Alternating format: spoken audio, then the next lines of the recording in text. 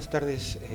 Estamos aquí para realizar una entrevista para la materia de el campo aplicado al desarrollo humano y educativo. Mi nombre es Raimundo García, soy estudiante de la licenciatura en Psicología en la FES Iztacala, en el sistema abierto y a distancia. Nos acompaña la maestra Jennifer Hernández Vargas. Buenas tardes. Hola, buenas noches. Tardes. Buenas noches. Bueno, para empezar, ¿nos podría platicar sobre su preparación profesional? Sí. Bien, yo estudié en la Escuela Normal Superior de México. Es la escuela, la normal, que está destinada a preparar a los profesores en ese momento del Distrito Federal, ahora la Ciudad de México. Tengo la licenciatura en Educación Secundaria y tengo una especialidad en Psicología Educativa, impartida también por la Escuela Normal Superior de México. Después, una vez que me incorporé al sistema, pasaron algunos años y decidí estudiar la maestría. Tengo una maestría en docencia basada en competencias. Al término de la maestría, inicié con el doctorado, un doctorado en educación que está inconcluso. O sea, ¿es doctoranda? Soy doctoranda en educación. En educación, es correcto. Muy bien, maestra. ¿Cuál ha sido su trayectoria laboral? Viene de la normal, entonces hablamos de que ha estado trabajando con grupos de qué niveles. Bueno, es correcto. Bueno, lo que siempre comentábamos en la normal es que la licenciatura, al denominarse licenciatura en educación secundaria, pues te coarta para poder trabajar en otros niveles, pues porque soy especialista en educación secundaria.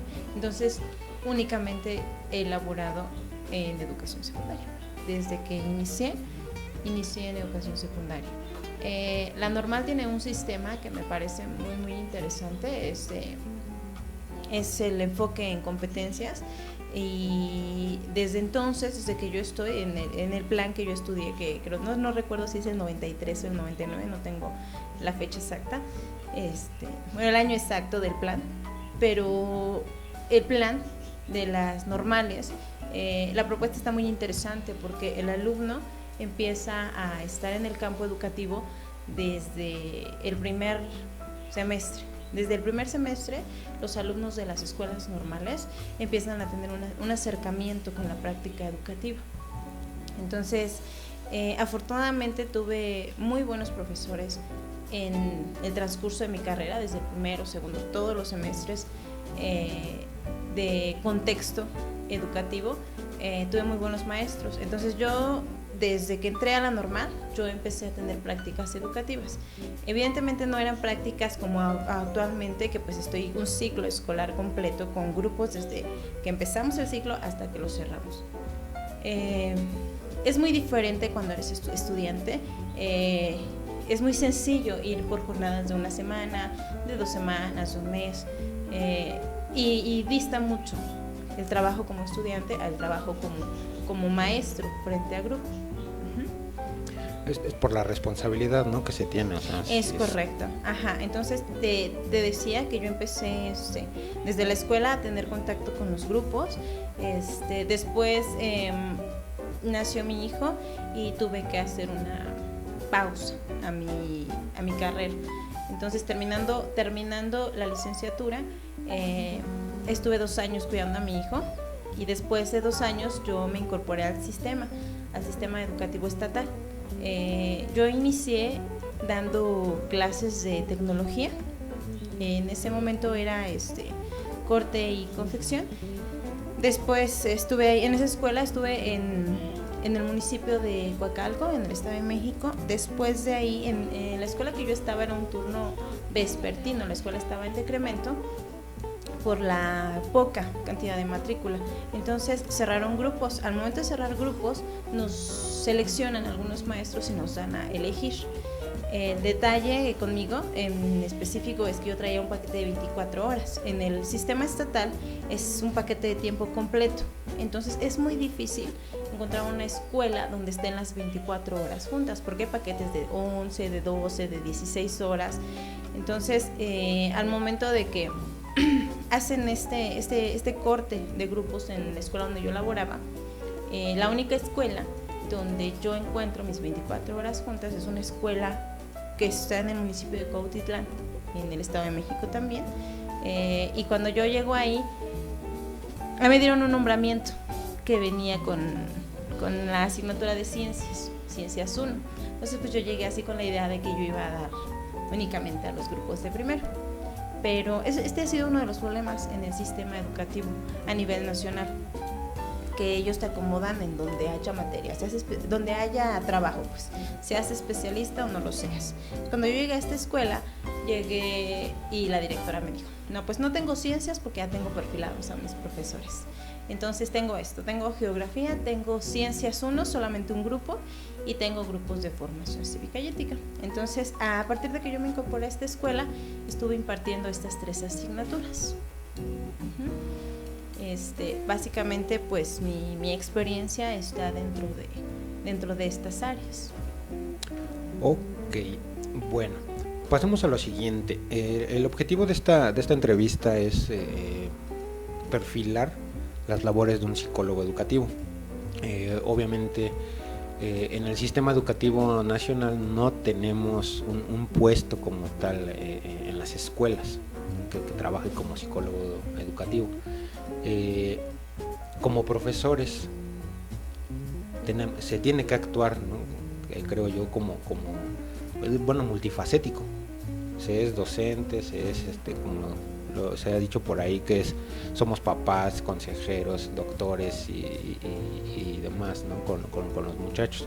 Entonces la pregunta es, desde su experiencia, desde las labores que ha tenido, ¿cuál sería el objetivo de un psicólogo educativo ya trabajando como tal?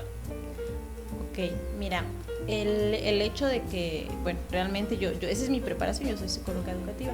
Desafortunadamente solamente pude laborar como psicóloga educativa mientras fui estudiante y mi último año de la carrera, que hice mi documento recepcional, porque así se llama en las normales. Es una intervención que hacemos, es algo parecido a una tesis, pero tiene un enfoque distinto. Entonces ese año yo pude estar en el departamento de orientación educativa, y bueno, o sea, el hecho de que yo sea docente frente al grupo y que nunca haya laborado como psicóloga educativa, es decir, dentro del campo de orientación educativa, que es el campo que me compete, no significa que las competencias que tengo como psicóloga educativa no las haya puesto en práctica. Es decir, mi preparación profesional me ha ayudado demasiado para el trabajo en grupos. Yo estoy actualmente en la escuela a donde yo llegué cuando me cambiaron de la anterior. Es una escuela de alta demanda. Es una escuela que acaba de cumplir 70 años. Es una escuela que tiene mucho prestigio. Entonces han ido los abuelitos, los papás, y entonces todos quieren que sus nietos y sus hijos estén en la Jaime Torres Bodet, porque la escuela es muy buena. La escuela tengo que reconocer que tenemos compañeros muy preparados. Entonces la escuela es muy buena. Lo podemos ver en los resultados de Comipems. Nuestros alumnos se quedan en sus primeras opciones. Entonces, cuando yo me incorporo a esta escuela y veo que esta escuela es de una matrícula muy elevada, es muy importante el trabajo el manejo de grupos. Ajá. Entonces, el hecho de yo tener la preparación como psicóloga educativa me ha dado una pauta para dar, tengo como que el ojo clínico, y te das cuenta, ¿no? de cómo tienes que actuar para poder trabajar con un grupo. Ajá, sobre todo un grupo tan extenso como los grupos con los que yo trabajo. Hace 3 años recuerdo que teníamos un primero de 68 alumnos, un tercero de 69, o sea, casi rayando a los 70. Entonces,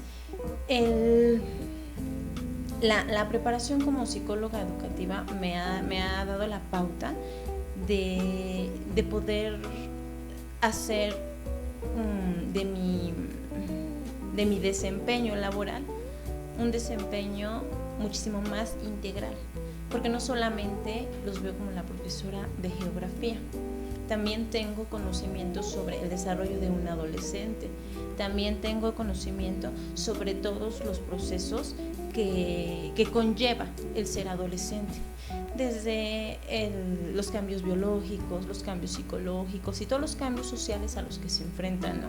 Y de alguna manera el tener conocimiento, el tener una base es un soporte para que tú te puedas desempeñar como docente. Yo creo que sería muy importante que todos los docentes frente a grupo, no nada más de educación secundaria, sino desde preescolar, ¿no?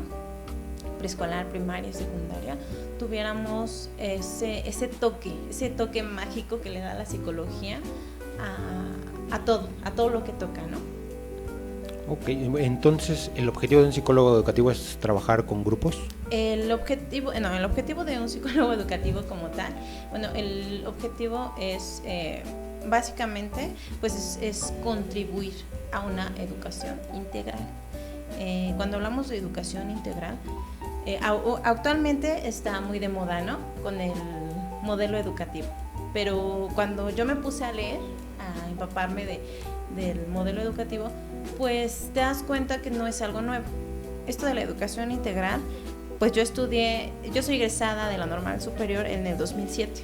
Entonces, esto de la educación integral no es algo nuevo, es algo que se ha trabajado desde hace muchos años. Desde que yo estaba estudiando la carrera, pues lo veíamos, ¿no? La educación integral. Sin embargo, es algo que se incorpora ya en planes y programas de estudio, que me parece muy interesante. Entonces, la labor de un psicólogo educativo y actualmente de todos los docentes tiene que ser contribuir a un desarrollo integral. ¿A qué nos referimos con un desarrollo integral? En términos de psicología, podemos decir que un ser humano es un ser biopsicosocial.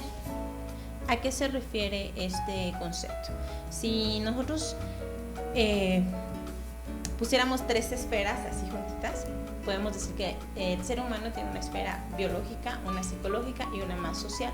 Al momento de unirse, hacen al ser humano un ser biopsicosocial. Entonces, cuando hablamos de educación integral, hablamos precisamente de satisfacer necesidades en todas esas áreas.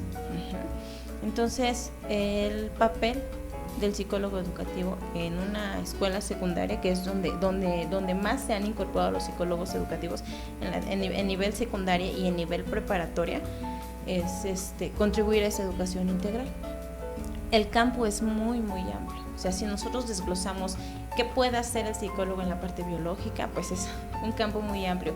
¿Qué puede hacer el psicólogo en la parte psicológica? También es muy, muy amplio. En la normal, nosotros nos enfocábamos en 3 áreas. La preparación del psicólogo educativo está basada en 3 áreas que son muy importantes, que precisamente cada una de ellas tiene un enfoque distinto y tiene la intención, el objetivo de promover el desarrollo integral del estudiante. Tenemos el área de desarrollo psicopedagógico, que tiene que ver con los procesos de enseñanza-aprendizaje, de cómo puedes tú generar en el alumno ciertas destrezas que promuevan el aprendizaje de acuerdo a las características del alumno y de los grupos, ¿no? Tenemos el área afectivo-psicosocial, que es una de las áreas que por los cambios que se están generando en el cerebro, es una de las áreas que tiene mayor peso. Para mí es más importante, es una de las áreas más importantes, ¿no? Porque la adolescencia es así como que crítica, en el sentido de que todo lo que no se resolvió en la infancia, hablamos de reglas, de normas, etcétera, etcétera, todo eso que no se pudo resolver en ese momento viene a resurgir en la adolescencia, pero si en la infancia era pequeñito, pues en la adolescencia es un iceberg, ¿no? O sea, en la adolescencia, en la infancia se ve pequeñito, pero cuando eres adolescente, pues es un iceberg, ¿no? O sea, no sabes todo lo que hay de fondo. Entonces, vemos alumnos que desde chiquitos te dicen, desde chiquitos están educados a que son los reyes de la casa, ¿no? No hay disciplina, no hay reglas, no hay normas establecidas desde el contexto familiar. Nos llegan a la escuela y los maestros, sobre todo en secundaria, ¿no? Y los maestros les queremos imponer reglas y normas, entonces ahí entra el choque, ¿no? Entonces es lo que yo te decía hace un momento, o sea, todo lo que no se resolvió en la infancia sale en la adolescencia, pero pesado, ¿no? O sea, si fue así pequeñito en la infancia, es muchísimo, muy grande en la adolescencia. Se maximiza. Exactamente, se potencializa, ¿no?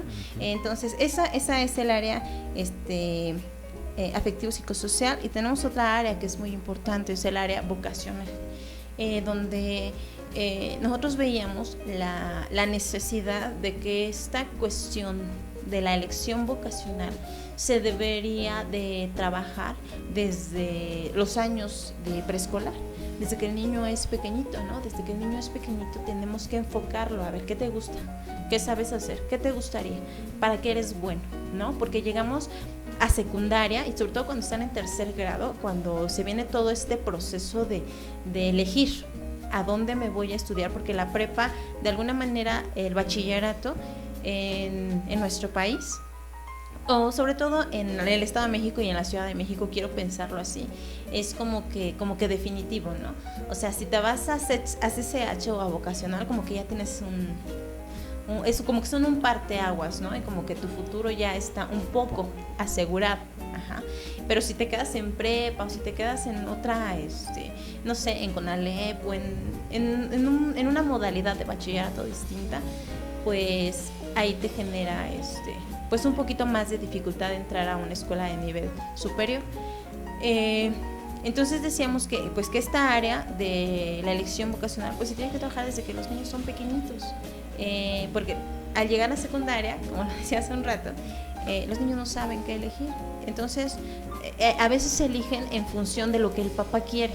A veces vemos en los hijos o en los alumnos, queremos que ellos cumplan a lo mejor nuestros sueños frustrados, ¿no? Entonces, pues yo hubiera querido ir en el CCH, pues tú en el CCH, y dale, aunque a lo mejor mi elección vocacional no esté encaminada a lo que ofrece la UNAM, quiero pensarlo así, o al revés, ¿no? Vocacional. Entonces, esas serían las tres áreas en las que tiene mayor intervención un psicólogo educativo. Que cabe resaltar que en el Estado de México la mayoría de los psicólogos o de los orientadores no tienen la preparación ni como psicólogos educativos, y a lo mejor tampoco como pedagogos. Entonces ahí es donde encontramos un desfase, ¿no? No sabes trabajar con adolescentes, no conoces. Hay un libro muy interesante que a mí me gusta mucho, que siempre que platico con mis compañeros se los recomiendo. Es una psicoanalista que se llama, si no me equivoco, se llama Arminda Averasturi, algo así.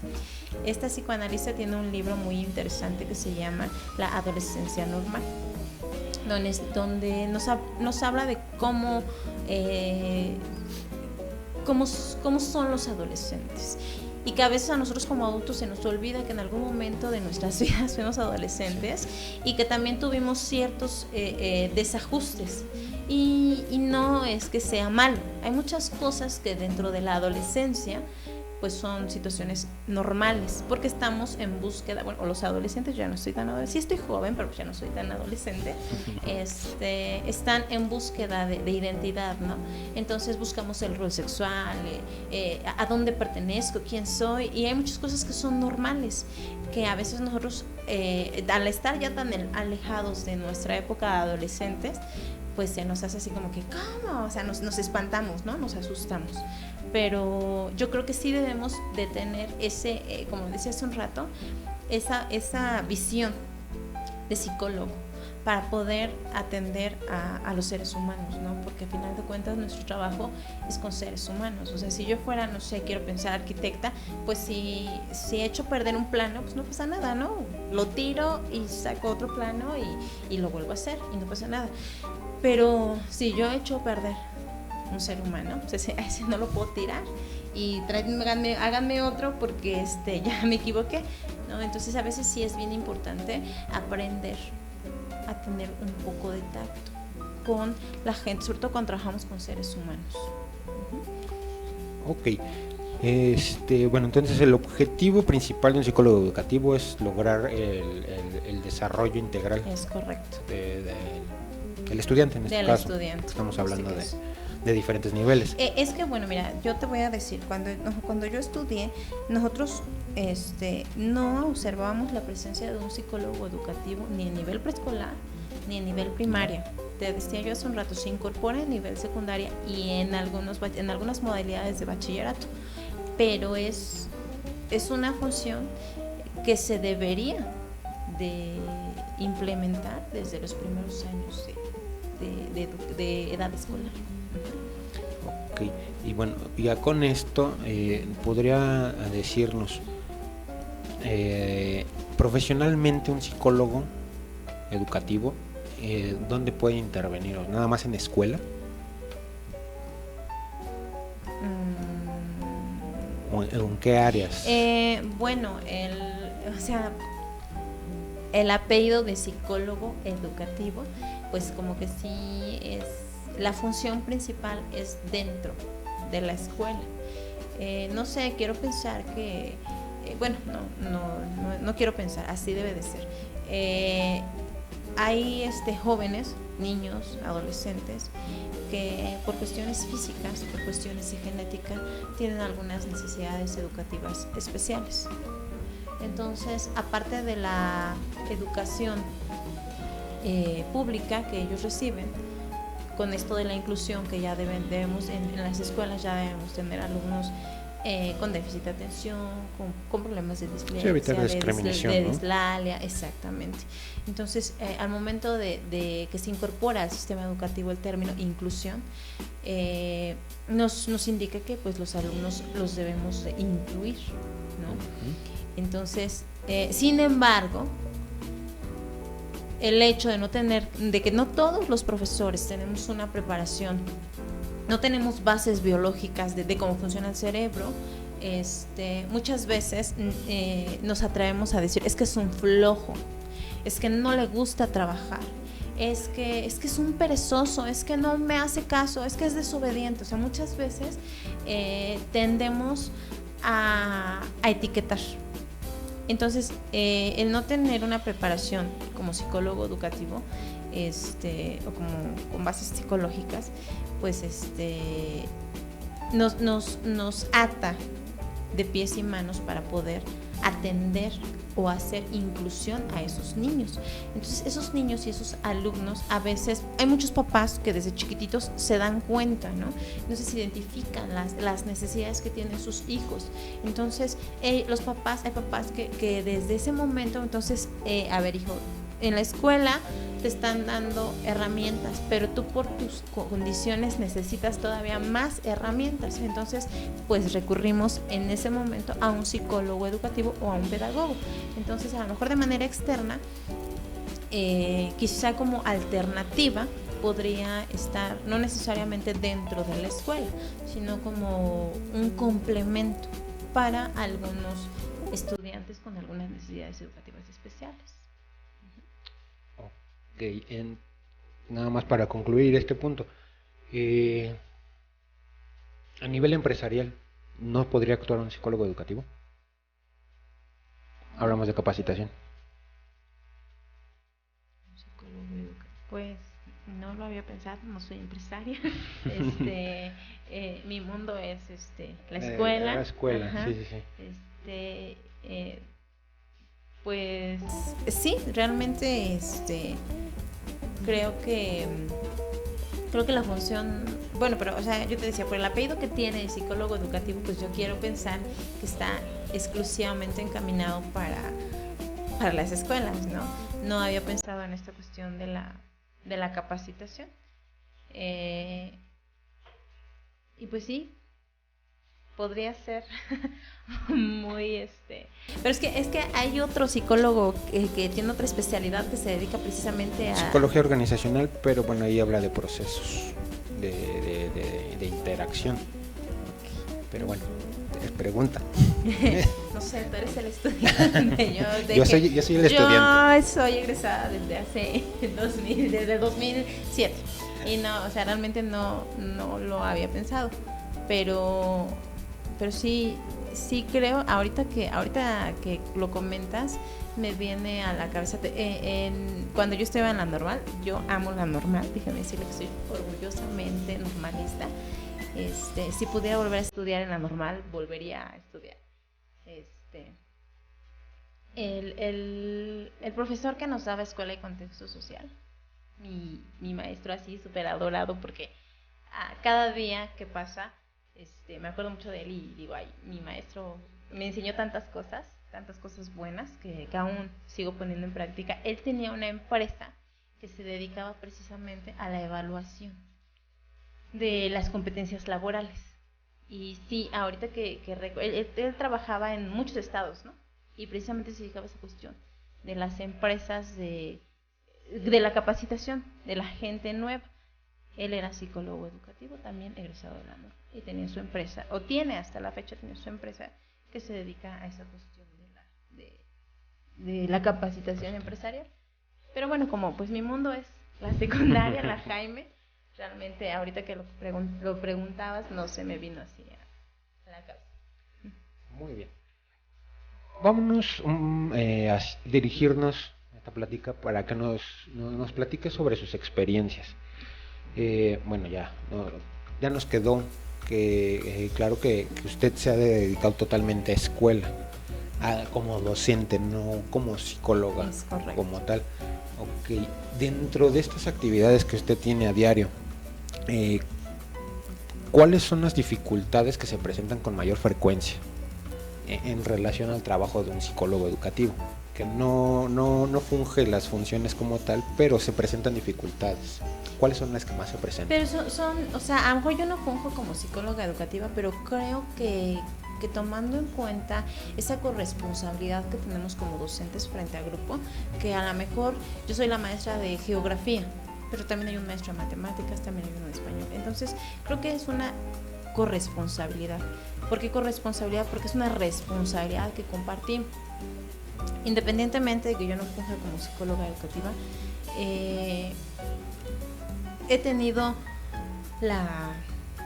el tacto de poder acercarme a mis alumnos, sobre todo cuando daba formación cívica y ética, porque en formación cívica y ética hay muchos temas que sí se pueden, que sí se les puede dar el enfoque, las bases psicológicas, ¿no? Por ejemplo, quiero pensar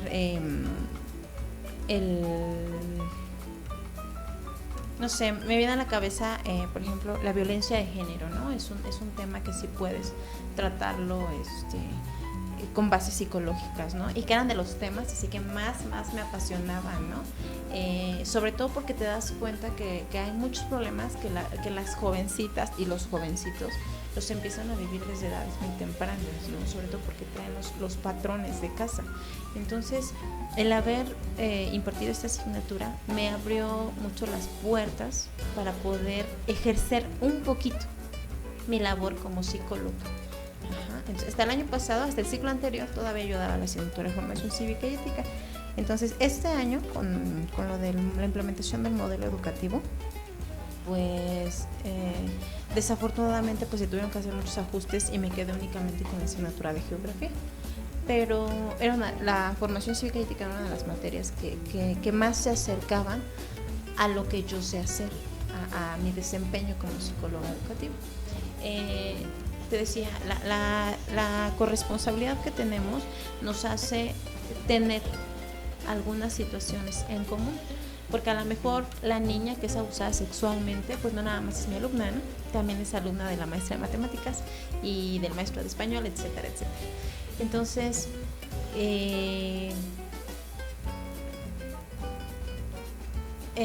¿cuáles son los problemas? Hace poquito leía un texto donde decía que nuestro país está viviendo algo parecido a una adolescencia, ¿no? Estamos en una transición que la adolescencia generalmente siempre se relaciona con rebeldía, con conflicto, con problema, ¿no? Entonces, leía un autor, no tengo el nombre exacto, pero el autor hacía una analogía entre lo que está pasando en nuestro país y lo que vive un adolescente. Entonces, desafortunadamente, voy a retomar algo que sucedió hace poquito. Ahora que fue el problema de los alumnos de UNAM, de los porros, para no hacer el cuento tan largo. Uno de mis exalumnos fue uno de los porros que participó en las situaciones de violencia. Entonces una de mis compañeras decía, ¿no?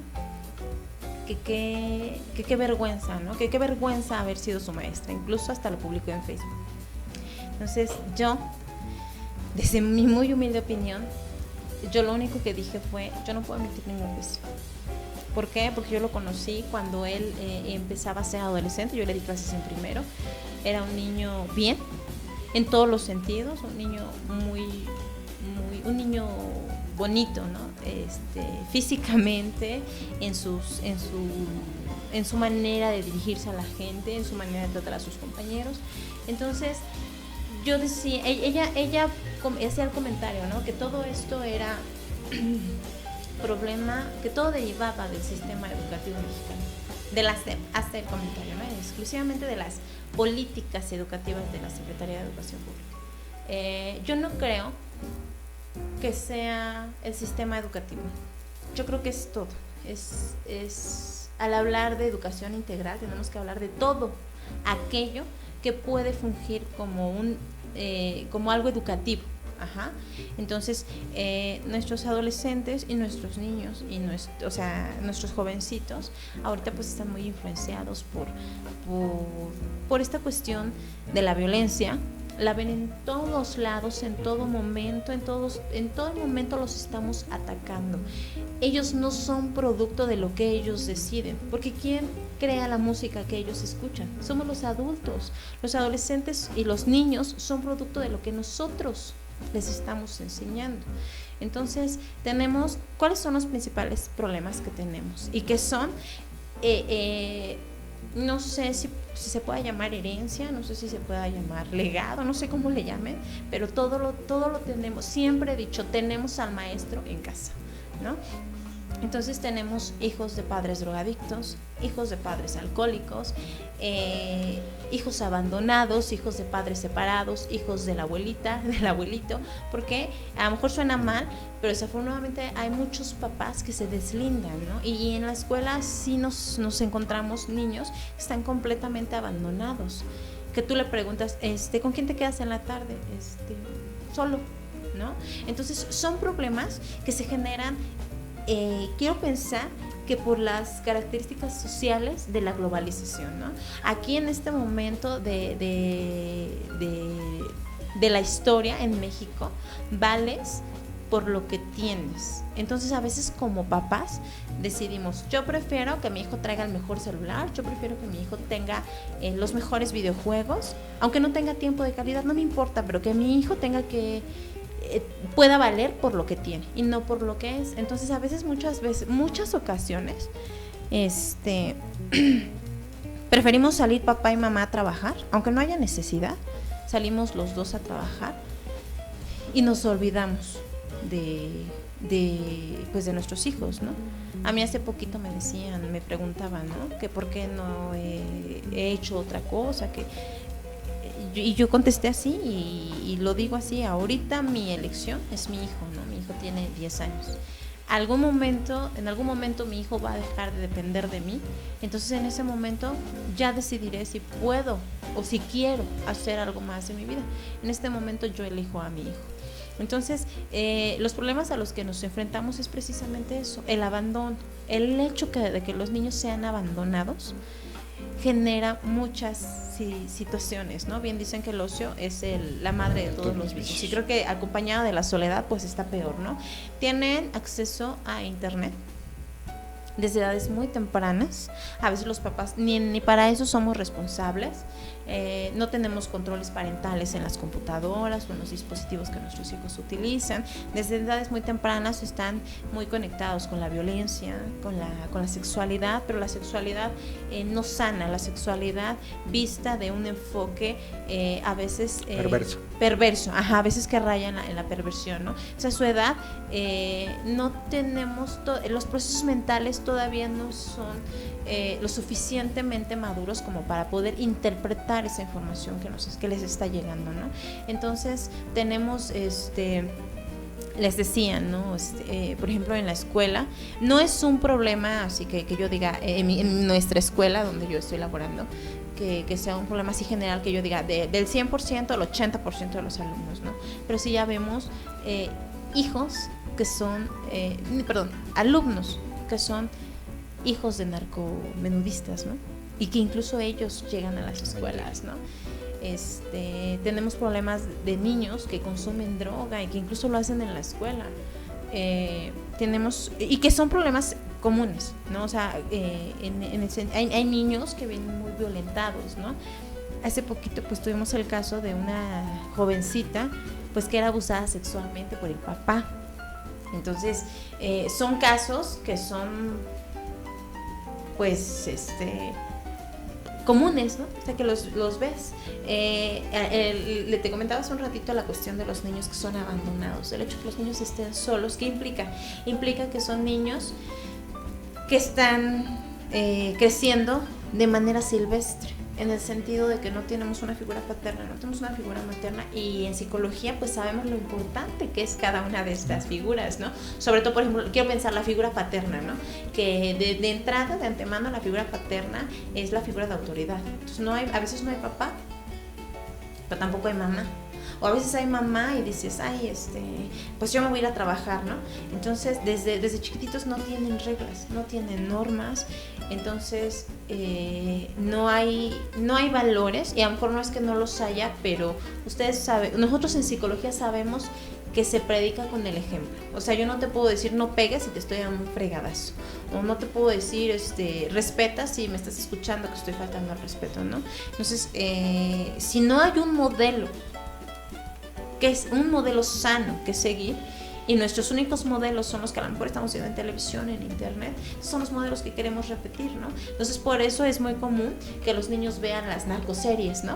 Y que quieran ser como el Chapo, y que quieran traer muchas mujeres, y que quieran imitar lo que canta Maluma, ¿no? Quiero pensar de Felices los Cuatro, y ahí es donde empezamos a aceptar ciertas cosas que no son sanas. O sea, por ejemplo, yo les decía a mis alumnas, es que Maluma nunca te va a decir en sus canciones que por acostarte con 4 puedes contraer una infección de transmisión sexual, o puedes quedar embarazada y el tipo con el que te acostaste te va a decir, pues como te acostaste conmigo y con otros 4, pues entonces y ve a investigar quién de los 4 es el responsable, ¿no? Entonces nos enfrentamos a todo eso, a los medios masivos de comunicación, la cuestión la cuestión económica, la cuestión cultural. Entonces creo que esos problemas han rebasado la educación, han rebasado el sistema educativo mexicano, sobre todo porque hacíamos la analogía, ¿no? Por ejemplo, ves un teléfono de hace 50 años y lo comparas con un teléfono actual, ¿no? Entonces el teléfono ha evolucionado mucho. Ves una televisión en blanco y negro de hace muchos años y ves una pantalla plana y te das cuenta de cómo ha evolucionado, ¿no? Por ejemplo, el transporte, los carros, o sea, todo ha ido evolucionando. Y desafortunadamente ves un salón de clases de hace 50 años y lo comparas con un salón de clases de esta época y es lo mismo. Ahí no ha habido una evolución, sobre todo en educación pública. Quizá la gente que tiene acceso a educación privada, su cuento pues sea distinto, ¿no? Y ellos sí te puedan decir, no, pues es que yo el día de hoy hice mi clase con el iPad, con el proyector, pero la mayoría de las escuelas mexicanas no están en esas condiciones. Entonces, el contexto social sí nos ha rebasado bastante. Y pues como docentes algunos, hace poquito tuve la oportunidad de revisar el historial de mis compañeros, y no es por denigrar, pero hay profesores, en épocas anteriores, pues terminabas la secundaria, entrabas a la Nacional de Maestros, que es el equivalente de la preparatoria del día de hoy, y ya podías dar clases. Entonces, todavía tengo compañeros que solamente tienen la preparatoria, o que a lo mejor eran las secretarias, sobre todo en los profesores de talleres, las tecnologías, que ahorita ya desaparecieron. Tengo compañeros compañeras que empezaron como secretarias, pero se empezaron a llevar bien con la directora o con el director, y tengo clases de secretaria, ¿las quieres? Pues órale. Entonces no tienen una preparación docente. Entonces es un todo, o sea, no es nada más una situación en particular, ¿no? Los problemas sociales nos están rebasando, aunado a que a veces la cuestión de las competencias docentes también, a veces nos quedamos muy cortos, y pues las características de las nuevas generaciones, ¿no? Que aprenden diferente. ¿Por qué? Pues porque tienen otros estímulos muy distintos a lo mejor a los que yo tuve cuando era niña, ¿no? Por ejemplo, yo recuerdo que en casa, pues a nosotros no nos dejaban ver televisión. O sea, nosotros teníamos estrictamente prohibido ver la televisión. Y no fueran las telenovelas, mi papá era enemigo de que viéramos las telenovelas, ¿no? Entonces la televisión se compró para que él la viera. Pues mi papá llegaba y apaguen la televisión porque los niños no pueden ver televisión. Entonces las prácticas de crianza también han ido evolucionando. Desafortunadamente no ha sido para beneficio de las nuevas generaciones. Desafortunadamente ha sido para perjuicio de las nuevas generaciones, ¿no? Entonces esos son los principales problemas que creo que tenemos en términos generales. Te digo, o sea, también, por ejemplo, la sexualidad cada vez es más libre, ¿no? Entonces te encuentras niñas que desde que están en segundo año o incluso en primero te dicen: maestra, es que estoy embarazada, maestra, es que creo que estoy embarazada, ¿qué hago? Y entonces son cosas que tú dices, pues creo que los adolescentes y los niños son víctimas de la sociedad adulta que los estamos educando. ¿Por qué? Porque todo lo que está a su alrededor es creado por los adultos. Muy bien. Bueno, dentro de estos problemas que nos menciona, tomemos como ejemplo uno, no sé, el abandono, que era uno de los principales que nos decía. ¿Usted cómo o qué modelo de intervención aplica con un caso así? ¿Qué modelo de intervención? Bueno, mira, a veces me han dicho que soy sumamente protectora, pero mira, te voy a platicar. Yo soy 100% conductista, o sea, de entrada, ¿no? El conductismo es la base de todos los sistemas educativos. O sea, el conductismo nunca va a dejar de estar vigente en cualquier sistema educativo, ¿no? Entonces, bueno, cuando yo me incorporé al sistema ya como docente frente a grupo, yo era profesora de tecnología, tenía grupos, yo trabajaba en un turno vespertino, solamente daba clases a niñas, daba corte y confección. Entonces, en total, yo sumaba mis 3 grupos, tenía un primero, un segundo y un tercero, sumaba mis 3 grupos y tenía un total de 30 alumnas. Entonces, cuando se surge lo del cambio que te comentaba por la disminución de la matrícula, yo llego a una escuela de alta demanda. Me dan 5 grupos en los cuales en cada grupo tenían 60 alumnos. De 30 alumnos se potenció mi matrícula a la 10ª potencia, valga la redundancia. Entonces, los primeros 6 meses me costó bastante trabajo el control de grupo. Entonces, soy honesta, yo lloraba porque primero porque me tenía que despertar temprano, que me cambiaron el turno, ¿no? O sea, para mí era frustrante tener que ir a pararme a las 4 de la mañana a dar clases a las 7 de la mañana, cuando yo todos los días en mi escuela anterior entraba algunas veces a las 6 de la tarde y otras veces a las 3:30, ¿no? Entonces pues dormía bien a gusto hasta las 9, 10 de la mañana. Entonces para mí era muy frustrante ese cambio tan radical. Entonces cuando yo llegué, recuerdo perfectamente un grupo que era el grupo de primero B. fue la primera generación que tuve en la Jaime. Y pasaba algo muy curioso. Pasaba que que ese grupo de primero B, en el primer bimestre salieron como 35 reprobados de 60. Entonces yo subo, voy, entrego mis calificaciones y me dice mi directora, me reciben mis calificaciones y de ratito me manda a llamar, que subas con la jefa. Ahí subo, bien asustada, ¿no? Generalmente cuando te habla el jefe, pues dices, algo malo hice, ya la regué en algo. Entonces subo y me dice, maestra, dices que acabo de ver sus calificaciones y tiene tantos reprobados. Le digo, sí. Me dice, es que no me puedes reprobar a tantos. Dice, máximo puedes reprobar entre 3 y 5 puntos. Yo no sé cómo le vas a hacer, qué estrategia vas a implementar, pero a mí no me puedes entregar tantos reprobados. Y yo dije, no inventes, o sea, ¿cómo es mi directora? ¿Cómo te atreve a decirme eso? No, o sea, tú piensas que por ser tu directora, pues te tiene que dar la razón. Digo, porque tú le estás dando argumentos. Los niños no trabajan, los niños no entregan tareas, los niños no investigan, los niños no participan, los niños bla, bla, bla, bla, bla, bla. No cubren los criterios de evaluación. Entonces, pues así literal, ¿no? Ah, bueno, este es bonito, este se baña, este huele bien, entonces le ponemos el 6, ¿no? O sea, porque no tenías herramientas de dónde decir este niño tiene 6, ¿no? O sea, porque hasta en los exámenes. Entonces ahí empiezas a investigar y otra vez el toque de psicólogo educativo. Empiezas a sensibilizarte y empiezas a conocer las situaciones. Ah, pues es que este niño vive con la abuelita. Ah, pues es que este niño, sus padres se están separando. Ah, pues es que este niño pues trae problemas de violencia intrafamiliar.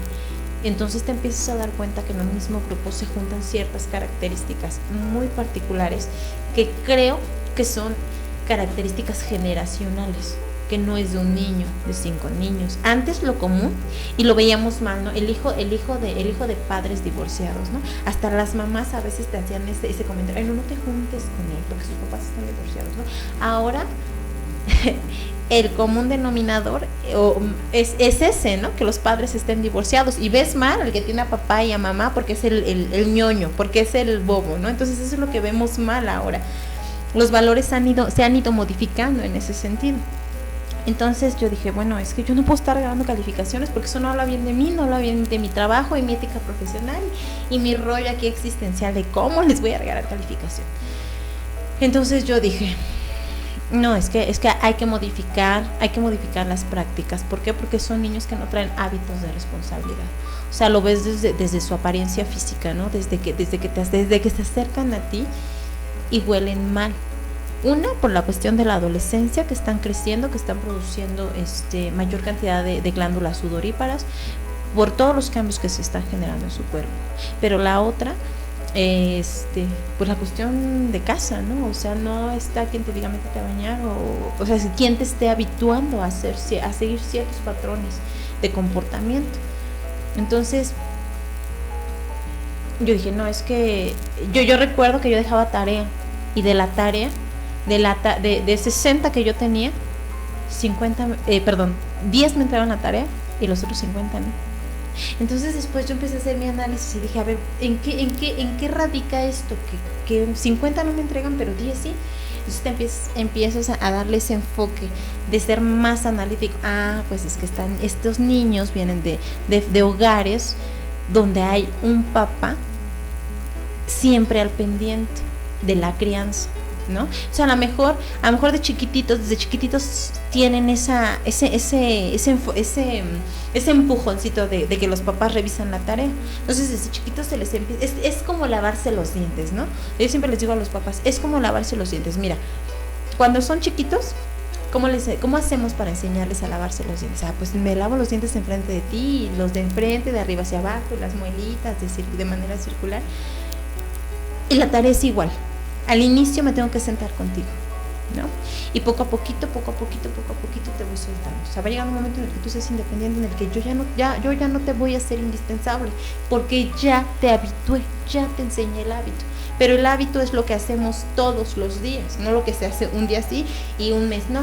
Entonces yo me percaté de eso. O sea, los niños no vienen habituados, pero repito nuevamente, ellos no son los culpables, ellos son víctimas de todas las son víctimas, ¿no? O sea, desde las características de nuestra sociedad, las prácticas de crianza de sus padres, todo. O sea, para mí ellos son víctimas. Entonces yo dije, a ver, yo no puedo dejar tarea, porque siempre la van a entregar los 10 niños que siempre la entregan, que por hábito, que porque nacieron en situaciones completamente distintas, pues saben hacer las cosas y las hacen. Pero los otros 50 que ya nacieron en desventaja, ¿por qué? Porque son hijos de padres drogadictos, de padres alcohólicos, de lo que sea, ya vienen en desventaja desde el contexto en el que nacen. Entonces yo dije, no puedo seguir dejando tareas. ¿Por qué? Porque sigo poniendo en desventaja a quien ya a quien ya nació con desventaja, ¿no? Entonces, porque son niños olvidados, por lo que sea. Entonces yo dije, tengo que generar una estrategia en la cual mis alumnos, todos mis alumnos tengan la misma oportunidad, y que los 50 o los 100 minutos que yo esté con ellos, todos mis alumnos tengan exactamente la misma oportunidad y la misma posibilidad de generar aprendizaje. Entonces me di a la tarea. Para mí es más chamba, sí es más chamba, pero me facilita muchas cosas. Me di a la tarea de empezar a hacerles materia. Por ejemplo, en geografía, quiero pensar, ¿no? A veces yo les pedía el mapa de la República Mexicana y 5 lo traían y los otros 50 no. Entonces yo dije, yo creo que todos mis alumnos me traigan un mapa. ¿Cómo le hago? Pues el mapa entonces se los voy a reproducir yo.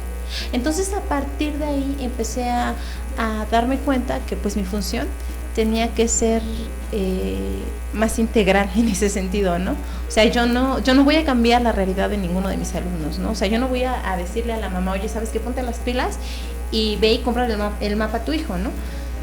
No, yo no lo puedo hacer porque pues desafortunadamente pues, tengo 300 alumnos, ¿no? Eso sería imposible. Pero sí lo puedo hacer desde lo que yo puedo hacer. Entonces, a raíz de eso, pues yo me di a la tarea, pues yo les preparo material. Que una investigación, pues yo se las llevo, ¿no? Entonces, sí tienes que generar ciertas estrategias en beneficio de todos, ¿no? Y bueno, uno de los beneficios es que yo lo comentaba, ¿no? O sea, algunos de mis compañeros dicen, es que no trabajan, es que son muy flojos. A mí, en lo personal, mis alumnos, no voy a decir que el 100% cumple, porque les repito, hay niños que traen situaciones muy específicas, pero de 55, 50, ahí van, ¿no? Entonces, soy meramente conductista. En grupos de una matrícula tan elevada, no se puede implementar un enfoque por competencias. El enfoque por competencias, que es el enfoque que tiene nuestro sistema educativo mexicano, está muy interesante. Realmente, si nosotros lo implementáramos como se debiera de implementar, creo que tendríamos muchos resultados. Pero cuando nosotros revisamos el contexto del enfoque por competencias, nos damos cuenta que es un enfoque que sí se pudiera implementar, pero en matrícula más reducida. Y aparte de todo, a veces viene un aprendizaje esperado y te desglosaban como 25 temas, ¿no? Y dices, a ver, espérate, ¿cómo le hago, no? O sea, no puedo dar por un hecho que mis alumnos ya traen esto, porque así están los contenidos, ¿no? Los aprendizajes esperados, ellos ya dan por un hecho que tus alumnos ya lo dominan, y no es así. O sea, por eso se supone que nosotros hacemos un diagnóstico para ver cómo vienen, y a veces los niños no saben ni siquiera en qué continente está México, ¿no? En el caso de geografía. No saben ni que viven en México. Exactamente. Entonces, pues me ha funcionado mucho el conductismo. A veces dentro de las estrategias trato de implementar un poquito esa cuestión del pensamiento un poco más reflexivo, de que los chicos sean un poco más reflexivos, pero por las características de mis grupos, difícilmente puedo implementarlo, ¿no?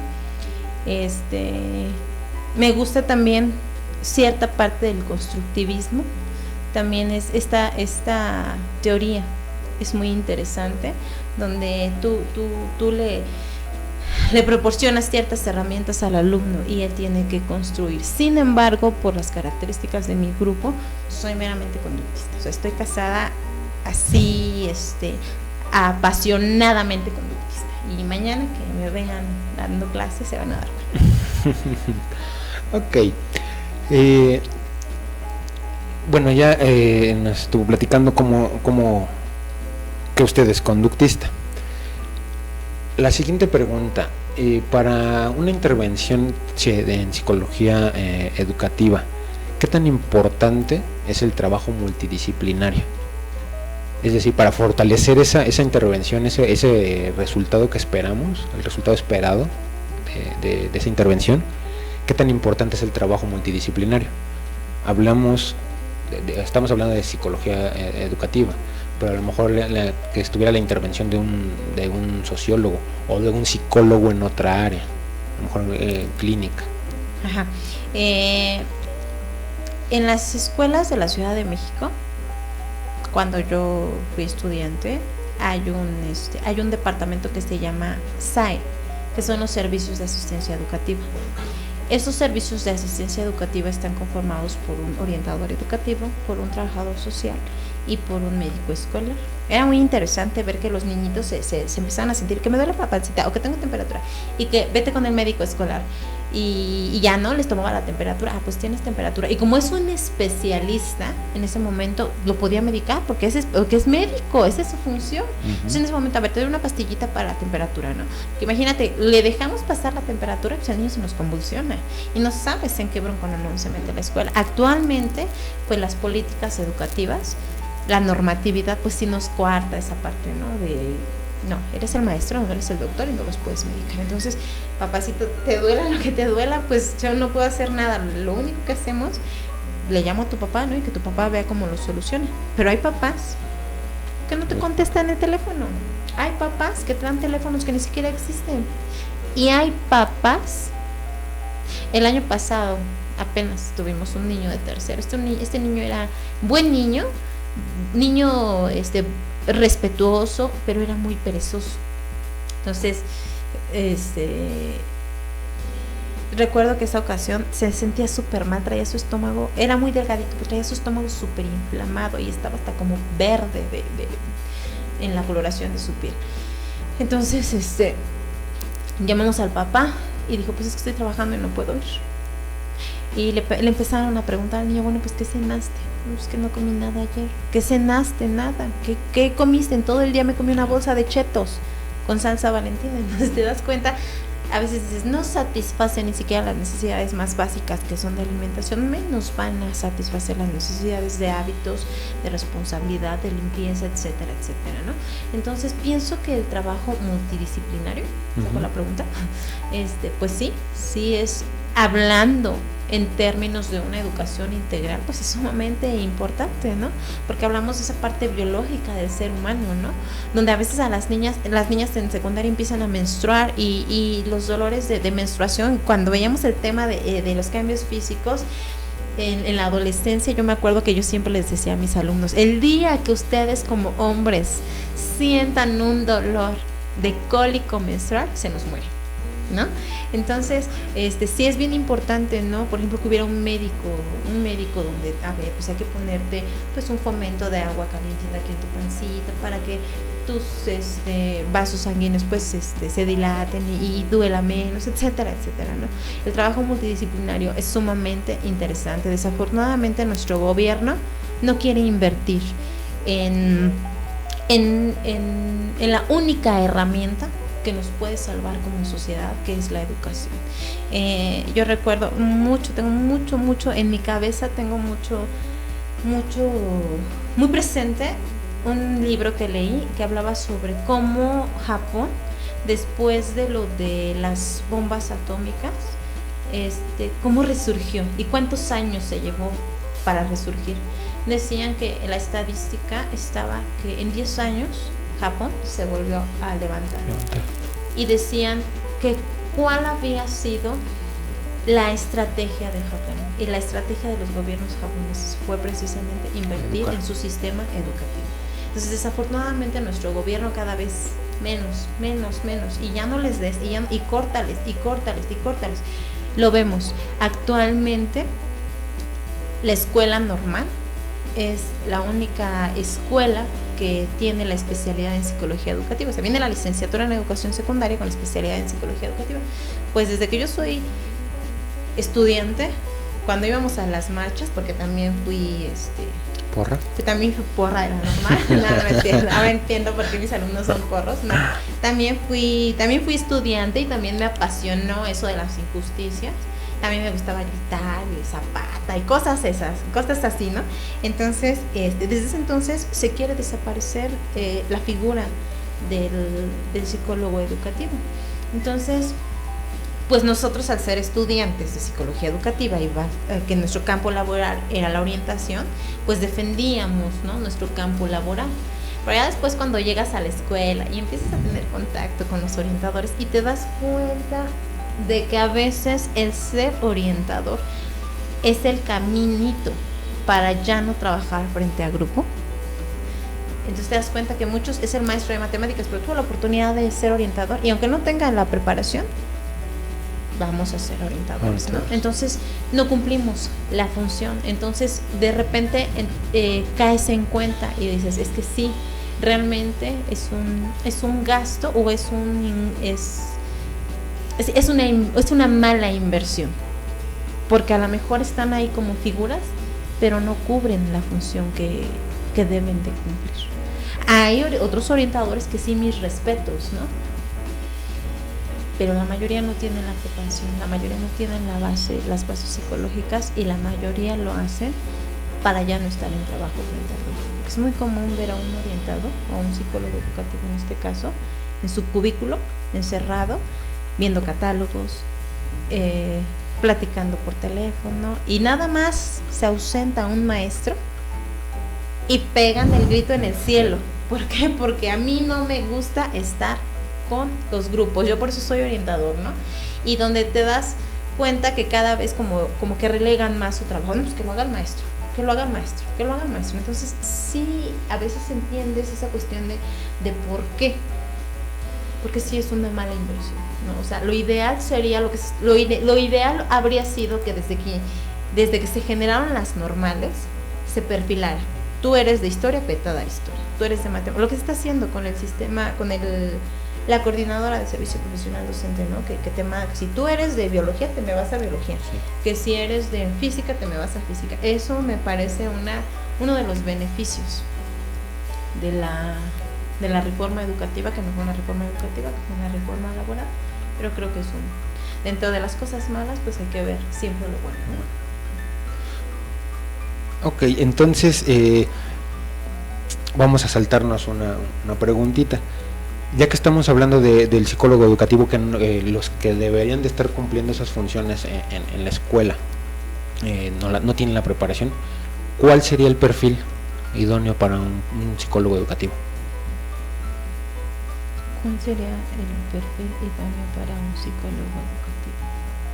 Pues yo creo que de entrada que ame, que se apasione con el trabajo de grupo. Creo que una de las competencias que debe de tener un psicólogo educativo debe de ser de líder. No nada más un psicólogo, creo que con cualquier maestro, pero debe de ser un líder positivo, porque a veces también como maestros somos gente tóxica, somos gente negativa, ¿no? Entonces creo que una de las competencias que más se debe de desarrollar en un psicólogo es el liderazgo. El trabajo efectivo con grupos pequeños y sobre todo con grupos muy extensos, porque es la realidad del sistema educativo mexicano, ¿no? Tenemos grupos desde primaria, ¿no? Incluso desde preescolar. Los preescolares están súper saturados, ¿no? Grupos de 35 y 40 niños. Llegas a primaria y hay 3 primeros de 45, 3 segundos de 50 y tantos. Llegas a secundaria y vete a darle clases al primero F, que son 68. Entonces, tener flexibilidad, ser muy flexible, ¿no? Hace poquito escuchaba a una orientadora, precisamente era una orientadora, ¿no?, que hablaba de un alumno que es homosexual, que se acercó a su maestra y que le decía, que le pedía un consejo porque su novio le pegaba y que ya lo había terminado y que se quería suicidar. O sea, llega con la maestra y le dice, yo me quiero suicidar porque pasa esto, y se pone a llorar. Entonces la maestra va y le platica a esta orientadora y le dice, es que atiéndelo tú, porque yo no lo tolero, yo no lo puedo ni ver, atiéndelo tú porque yo no sé qué decirle. Yo le doy clase porque está en el grupo, pero no me gusta que se me acerque. Entonces la orientadora decía, se vale que si no eres competente para atender un problema de ese tipo, pues digas, no puedo, hazlo tú. Creo que al trabajar con seres humanos debemos de tener flexibilidad, debemos de tener una mente abierta y debemos de entender el proceso por el cual están pasando los jóvenes, en la edad que sea, desde que son infantes, de que están en la primera, en la segunda infancia, en la adolescencia, en la etapa de desarrollo que se encuentran, debemos de tener el tacto de atenderlos, porque creo que a lo mejor, no sé, un ingeniero te podría decir eso, ¿no? Porque trabaja a lo mejor con planos, o a lo mejor porque trabaja con el inversionista, lo que sea, cualquier otra profesión, pero creo que un maestro o un psicólogo no puede tener esa postura de no te tolero, no te aguanto. Es bien importante saber que somos psicólogos, pero seguimos siendo seres humanos, y que sí, efectivamente, cuando estás frente a grupo, cuando estás con niños, tienes ciertas preferencias y también tienes ciertos rechazos. Eso es bien cierto, es parte de la naturaleza humana. Sin embargo, una cosa es que alguien a lo mejor no comparta ciertas ideas con alguien, pero de eso a decir, es que no lo tolero, creo que ya no está hablando de una persona madura, tampoco de una persona que sea profesional y que sea competente para atender un grupo de adolescentes, ¿no? Entonces, sí, a veces pienso, digo, ¿no te gusta tu trabajo? Pues renúnciale, ¿no? Entonces, hay tantas cosas que puedes hacer.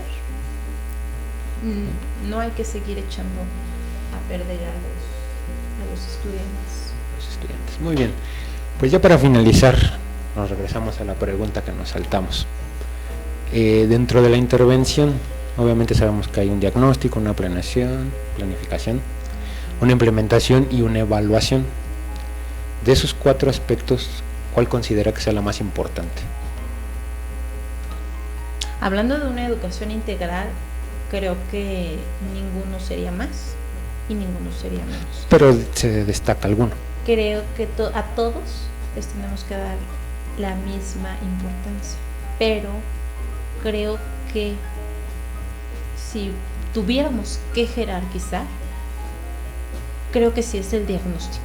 El diagnóstico es la base de todo. Ajá. Y bueno, esto no es nuevo, ¿no? Ahorita pues porque ya es dentro de la normalidad, ¿no? O sea, dentro de la normalidad mínima en las escuelas te marca pues que el profesor entregó su planificación, ¿no? Ahorita porque ya está dentro de la norma. Que siempre ha estado.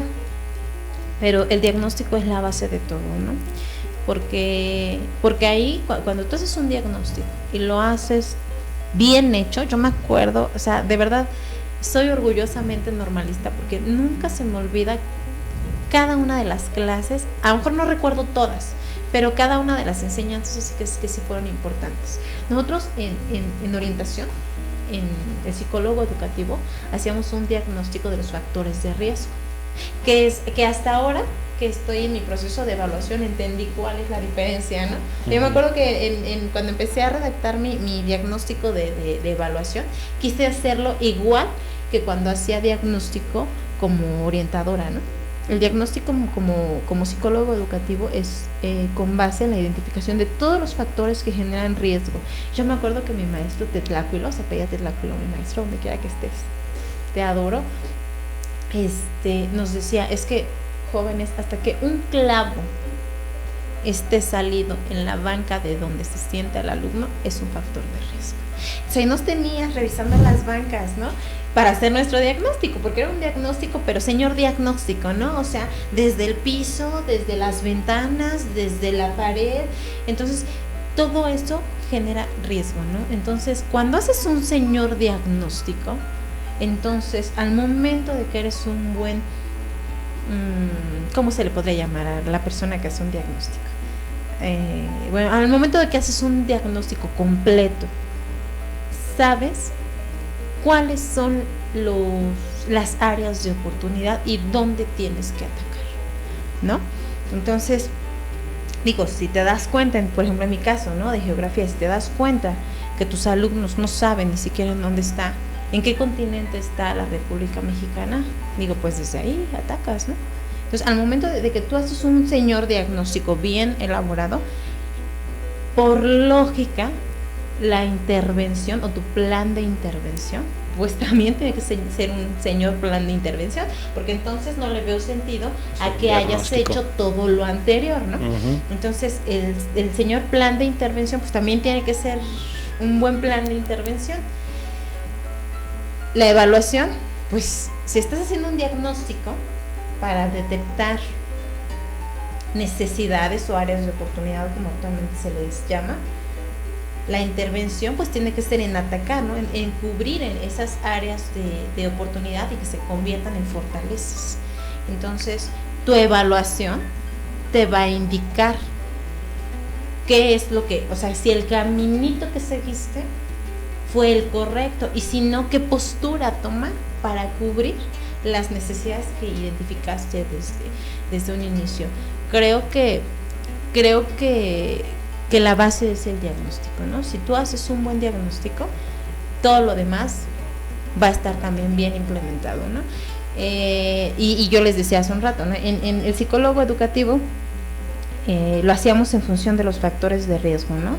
E incluso que hubiera una cantina en la esquina de la escuela, pues era un factor de riesgo, ¿no? Que el hijo fuera, que el alumno fuera hijo de un padre alcohólico, pues más factor de riesgo, ¿no? No sé, o sea, recuerdo que nos daban una visión así súper amplia, ¿no? De lo que generaba riesgo. En el caso de, ahora que tomé mi curso de proyecto de enseñanza, yo quería hacer mi diagnóstico, ¿no? Y me salió un diagnóstico así enorme, como de 5 páginas. Entonces me decía, le preguntaba yo a la maestra y le decía, es que mire, cuando yo estaba estudiando para orientadora, pues el diagnóstico era en función de los factores de riesgo. Le digo, y yo quiero abarcar un diagnóstico igual que el que hacía cuando estaba fungiendo como estudiante de psicología. Y ella me decía, sí, Jenny, pero ¿sabes cuál es la diferencia? Que el diagnóstico para tu proyecto de enseñanza tiene que hacer énfasis en lo que interviene en el proceso de enseñanza-aprendizaje. Entonces ahí fue donde dije, ya. Yo como orientadora, pues yo tenía una visión súper amplia, ¿no? Todo, o sea, desde las características del municipio, ¿no? La cantidad de población, las actividades económicas, etcétera, ¿no? Entonces yo quería hacer un diagnóstico así súper amplio. Ya entendí que mi diagnóstico pues tiene que ser un poquito más enfocado a la cuestión de la enseñanza-aprendizaje.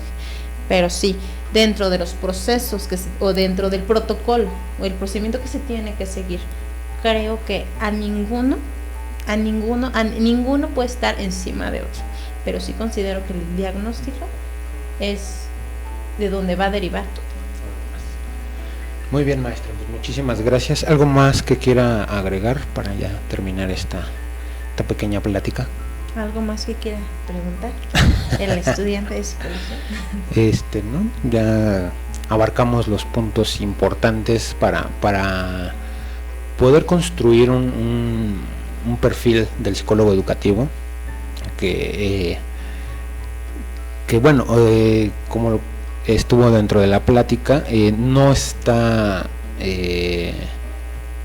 establecido, no se sabe qué, precisamente es por eso que queremos hacer esta entrevista. No sabemos qué es un psicólogo educativo y mucho menos sabemos qué es lo que tiene que hacer un psicólogo educativo. Entonces, yo sí sé. Yo sí sé. Bueno, pero nuestro sistema,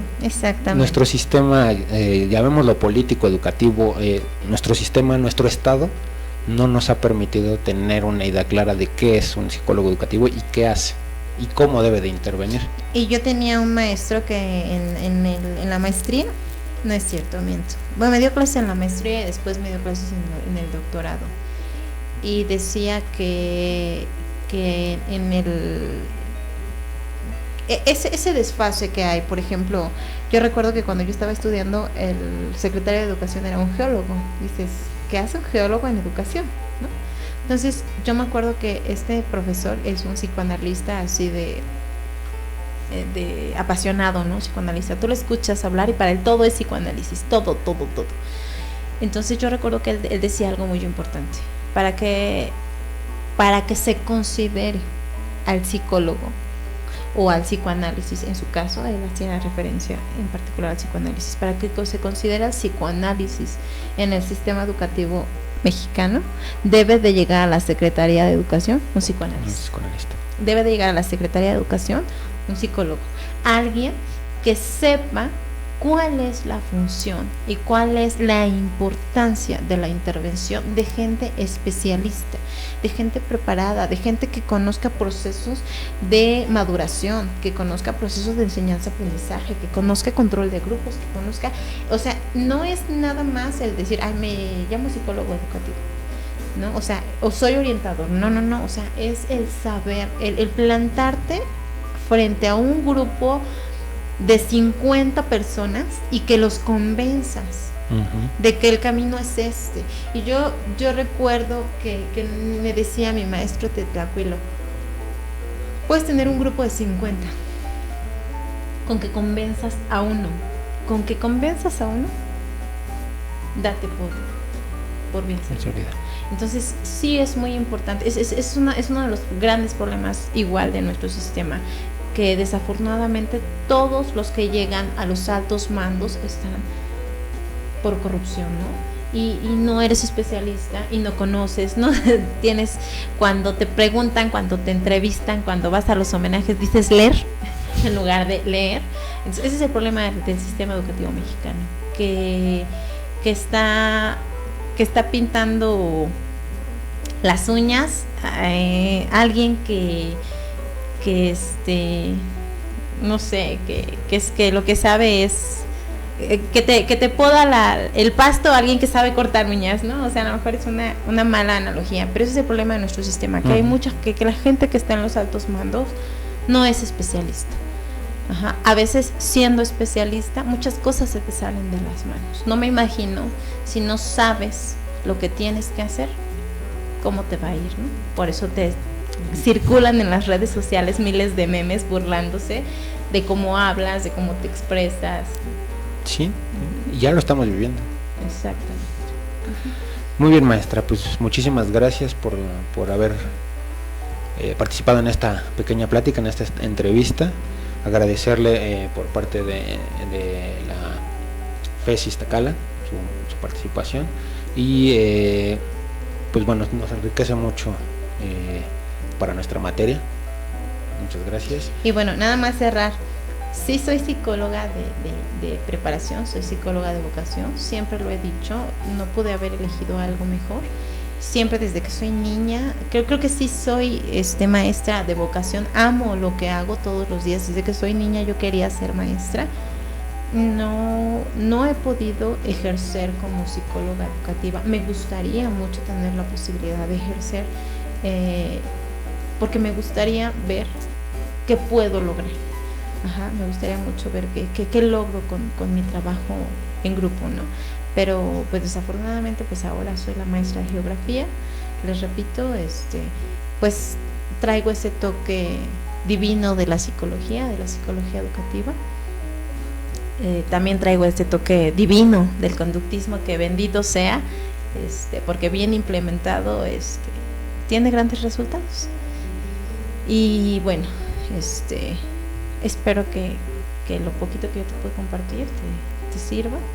Realmente te agradezco que me hayas considerado para esta tarea, y espero que si tengo algo que enseñarles, que ojalá lo hayan aprendido.